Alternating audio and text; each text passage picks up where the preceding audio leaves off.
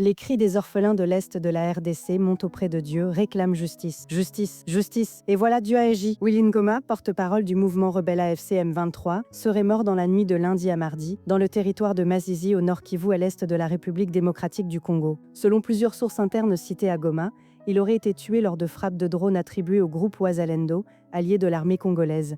Ces frappes auraient visé un cortège militaire sur l'axe stratégique de Rubaya, où de violents combats ont été signalés ces dernières heures. Pour l'instant, cette information n'a pas encore été officiellement confirmée par les responsables du mouvement AFC M23, souvent accusés par Kinshasa d'être soutenu par le Rwanda. Quelques heures avant l'annonce de sa mort présumée, Willy Ngoma accusait encore le gouvernement congolais, sur son compte X, d'avoir violé le cessez-le-feu et d'avoir lancé, selon ses mots, une guerre totale sur toutes les lignes de front. Âgé de 52 ans, Willy Ngoma figurait sur la liste des sanctions du Conseil de sécurité des Nations Unies pour entrave au processus de paix et violation grave des droits humains.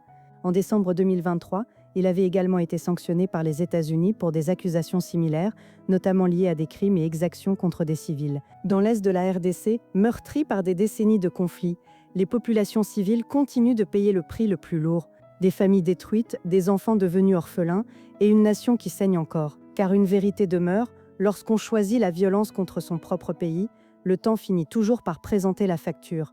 Que cette tragédie rappelle une chose essentielle, on ne construit jamais l'avenir d'une nation en combattant sa propre patrie. N'oubliez pas de liker la vidéo, abonnez-vous à la chaîne, activez la cloche pour ne rien manquer. Et surtout, partagez cette vidéo pour que la vérité soit entendue.